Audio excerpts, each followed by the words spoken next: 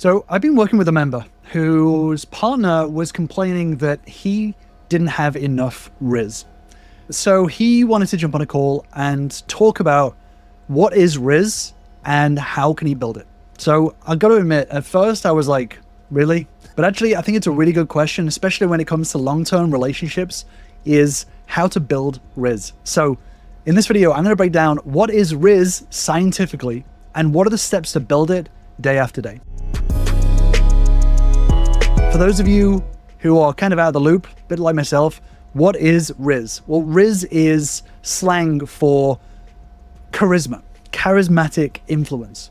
And this is especially in the context of flirtation, connection, and attraction. But what makes someone feel magnetic isn't just what they say or how they look. It's how they emotionally, cognitively, and behaviorally relate to others. So I'm going to break down the science behind Rizz. So what a lot of people don't know is that Rizz is built, it's learned. It is not just something that you're born with. And it's specifically built on three core abilities. Perception, can you read people? Regulation, can you manage yourself? And expression, can you impact others? In scientific terms, Rizz is essentially powered by social intelligence, emotional intelligence, which is sometimes known as EQ, but also built on self-efficacy and presence. So let's break this down a little bit. The psychology of Rizz. So the first main skill of Rizz is what we call theory of mind. Theory of mind is the ability to model somebody else's internal state. When I say model, this means to be able to comprehend it. So understand what they might be thinking, feeling, what they might be wanting. And this theory of mind is essential to be able to customize the message that you are putting out there in real time. So for example, this theory of mind is being able to understand that someone is too stressed to talk about their work situation right now. They're straight out of work, and the last thing that they want to do is be able to talk about work. This is theory of mind, understanding that people exist, their feelings exist outside of yourself, right? They have lives, they have contexts that they exist in, not just what you see. Learning how to notice when somebody shifts uncomfortably, when they glance away, whether they light up at a topic that you're talking about, and you're able to adjust accordingly. But another skill is building a high emotional intelligence. This is also known as EQ. And this is a lot of micro skills. This is building self-awareness. So what am I feeling right now? This is self-regulation. Can I stay grounded under pressure? I'm feeling upset right now. Can I manage those feelings in order to get through this situation? But it's also empathy. Can I emotionally match or uplift somebody else? Being able to put myself into their shoes and understand them and understand what is going to help them through this moment. And in practice, this is you being able to stay calm if your partner doesn't respond right. This is you not taking rejection personally. This is being able to validate people's emotions. And the third main skill is conversational framing and reframing. So this is the ability to shift the meaning, the emotional tone, or the direction of a conversation. So Rizz is being able to take an existing conversation and be able to lead it in a direction that makes sense for the subject. So in practice, this is turning awkward silence into a joke, redirecting a negative topic, being able to address it, whilst also being able to reframe it in a positive light in order to support someone through it. This is making mundane things sound interesting. So this part of Rizz is being able to redirect a conversation topic in order to turn it into a positive in communication. But most of all, Rizz is the skill of self-efficacy. This is your inner confidence. So ultimately, this is your belief that you can figure things out and get a good outcome. If you think about it, if someone has a lot of Rizz, they are confident that no matter what happens in this conversation, they're able to handle it. That no matter what happens in their life, they're able to overcome it. They're able to adapt and change their behavior in order to continually achieve their goals. When you have that confidence in your ability, that is an element of Rizz. So approaching most things with ease, being able to handle social pressure. You're not trying too hard to impress people because you're already sort of self-approved. Confidence ultimately is non-verbalized competence. But then Rizz is also what we call reciprocal liking. So this is a social psychology principle. we tend to like people who like us, but only when it feels genuine. So in practice, if you have Rizz, this is taking a genuine interest in what other people have to say, being able to relate to it. So for example, let's say your partner likes video games. If you like video games, great. This is where you're able to really shine. You'll be able to lead a conversation talking about the things that you like, the things that you have in common in terms of both liking video games. But Rizz can also apply when you don't like something, but you take a genuine interest. So when you have Rizz and your partner likes video games, but you don't, being able to take an interest and being able to relate to that, being able to find the enjoyment in what they are enjoying, right? This is being able to show a warmth, a curiosity, and an admiration towards them, their needs, their ideas, their feelings. So not needy, not desperate to please them, but also not cold. This is very intentional.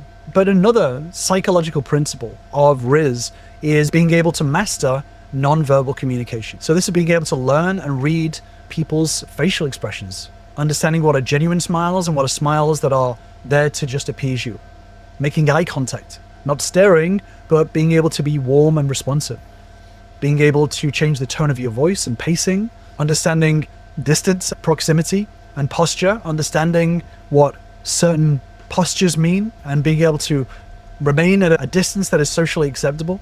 All of this means that in practice, you're making eye contact, you're pausing with intention, you're smiling at the right moment, you're leaning in, not too close when it counts. There is a rule which is called the 7-38-55 rule.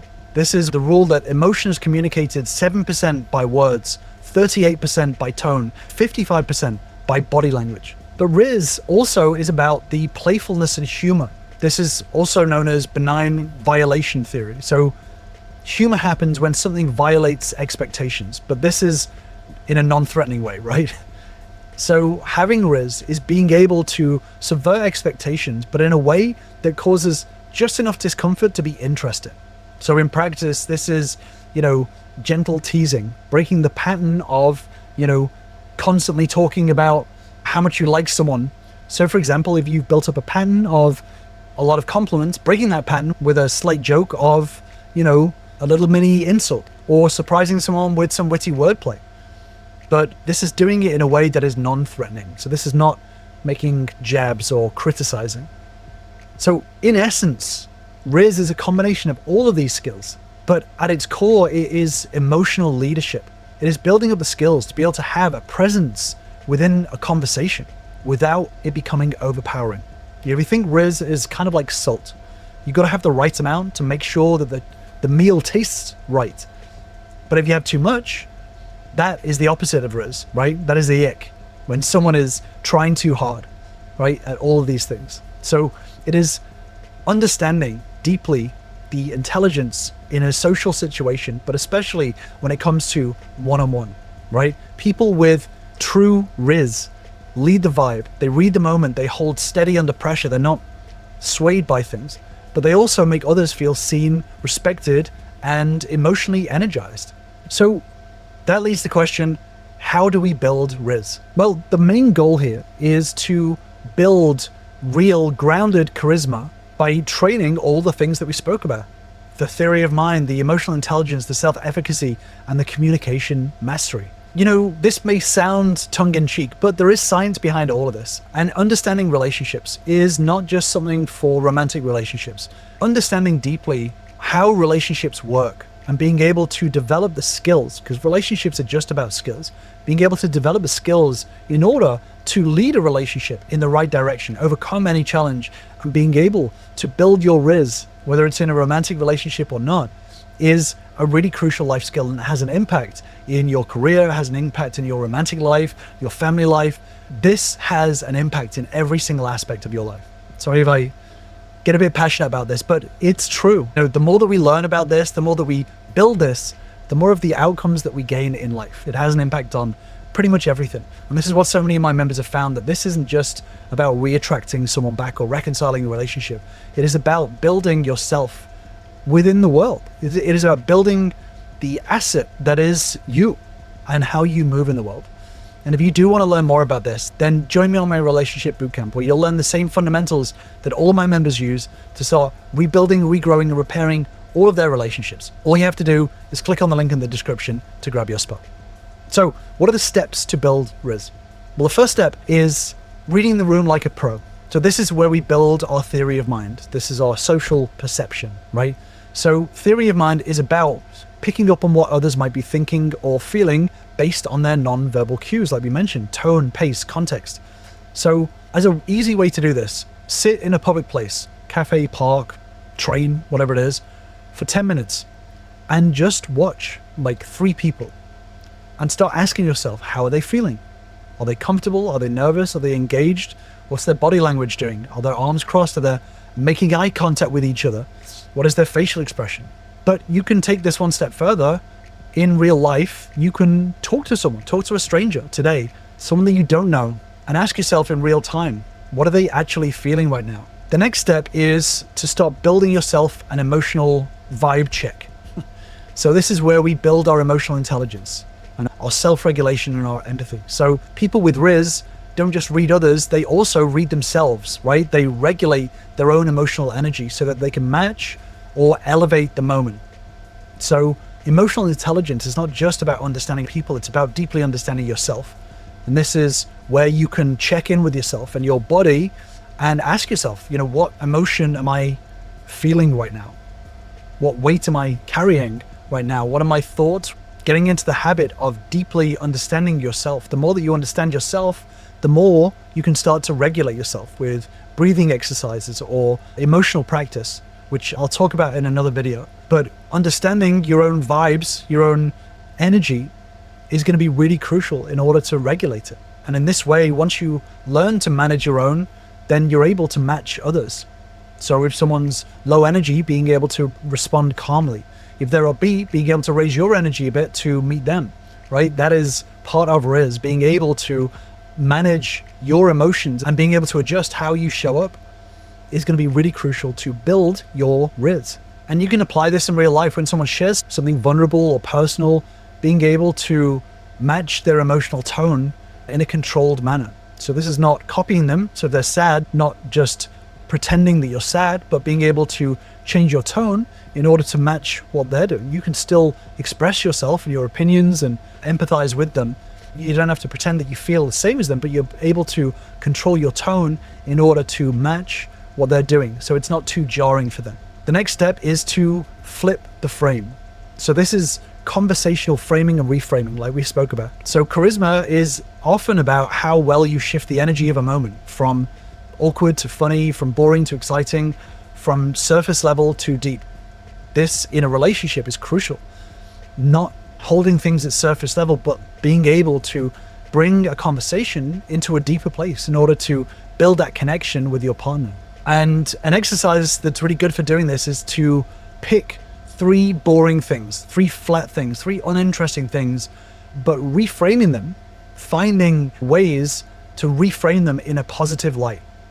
So for example, waiting in line is boring. Reframe that to, this is a perfect opportunity to people watch, for example. Being able to start reframing situations, not seeing them as good or bad, but seeing them as neutral, and being able to reframe what they mean to you can help you to lead others in the same direction. This will help you with your Rizz because you're building this skill to be able to find moments to lighten a conversation or deepen a dull conversation that is surface level. Being able to use humor, perspective, or curiosity to shift the tone of a conversation that may not be serving other people. If people are bored, being able to change your conversation around in order to make it more interesting and compelling for them, right? That is the core of Rizz. The next step is to start focusing on building eye contact and energy. So this is when we talk about nonverbal confidence and self-efficacy, this is directly related to that. So high Rizz people project inner calm through their posture, their pacing, and their stillness. Your nervous system in conversations trains other people's nervous systems, right? People pick up on your vibes. So if you're leading the vibe in the wrong direction, that is the opposite of Rizz. If you're not giving off good energy in a conversation, then you're killing the vibe, right? You're killing the Rizz. You're sucking the Rizz out of the room. So some exercises that are really good for this are practicing eye contact with 3 people, like consciously making sure that you are holding eye contact in conversation, but making sure that you're doing it with a relaxed face, right? You're doing it calmly. You can record yourself speaking to a camera, having a conversation with someone, asking them questions, and watch your own body language, reflect back on it. Ask yourself, is this appropriate for what I'm asking? Is this appropriate in this context? Should I be sat up straighter? Should I be leaning forward more? Is the tone correct? Is the pacing correct? But you didn't have to record this and watch it back. You can do it into a mirror.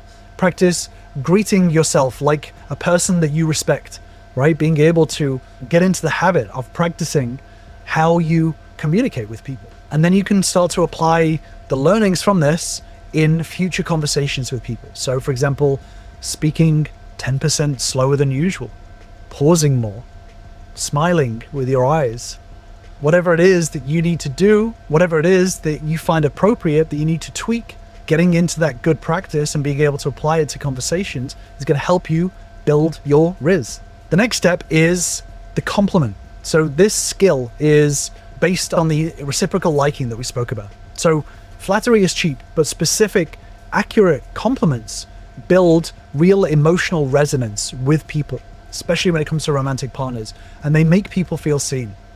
So, for example, if you see someone putting in an effort into something, asking yourself, why are they doing this? What is the goal that they are trying to achieve by performing this action? And then finding the respect and the admiration as to why they're doing it. And then tell them, give them a compliment, but make sure that they're specific. So for example, I saw you on the phone with your mum earlier on, and I really admire the way that you control the pace of your voice with her, especially when she starts to get excited and derail a conversation. Or, you know, I saw you studying really hard for your exams, and I really respect the amount of effort you put in to make sure that you get a great result. Making sure that your compliments are specific, that they're earned, you know, you're noticing the effort or the expression, but also that they're non-transactional. So there's no agenda. You're not doing it to try to get something back. And you can apply this in everyday life, using compliments to create connection, not to win approval, not to gain something back, but to build a connection with someone. Then you have an opening to pivot into genuine curiosity. And then the next step is, as you start to build what we call emotional safety, intellectual intimacy, and goal synergy, these are the three main elements of relationships, and they apply in all relationships. They're the sort of pillars that hold everything together, right? If you do want to learn more about this, join my relationship bootcamp, where you're going to learn all the fundamentals of the three core elements of relationships and how they interact with each other. Just click on the link in the description to grab your spot. As you build these three core elements and you start to build trust and respect and emotional safety, and the relationship really starts to grow, then you can start to play with boundaries. Now, a lot of people are going to say, no, boundaries are hard and fast, but this is building this playfulness and humor, right? So great Rizz often walks a bit of a line, challenging someone slightly, but without ever stepping over a boundary. Think about this as teasing with warmth.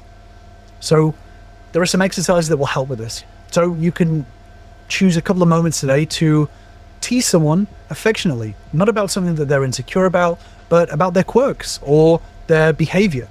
Doing this in a very light-hearted way. You know, you're not coming from a place of being mean, but you're doing it in a playful way. You're making an observation and you're light-heartedly raising it up. And then the final step to build Rizz is to learn to lead the vibe.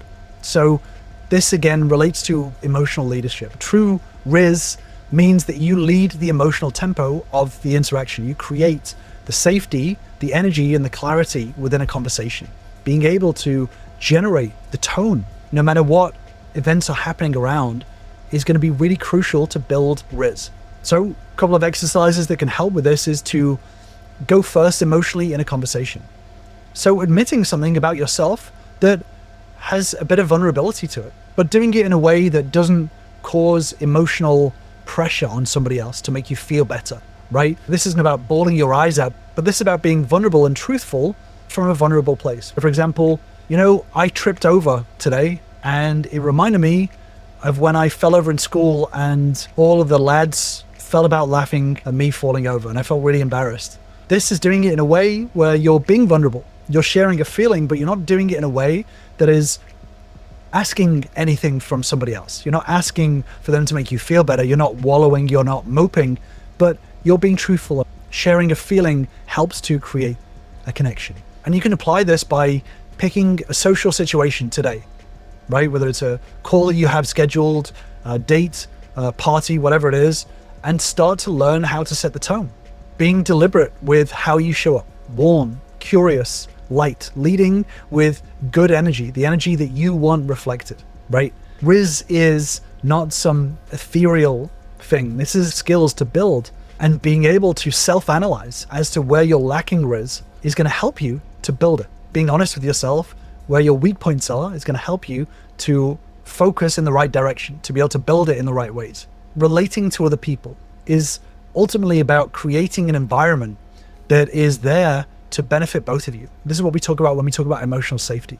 Having Rizz is being able to lead an emotionally safe environment for people to feel safe telling you whatever's on their mind. What happens is that as you build emotional safety, you also create that environment for yourself where you have the emotional safety to be able to express yourself as well. But it has to be led by you. So I've got a deeper dive video on emotional safety, which I'll leave you with, and I'll see you over there.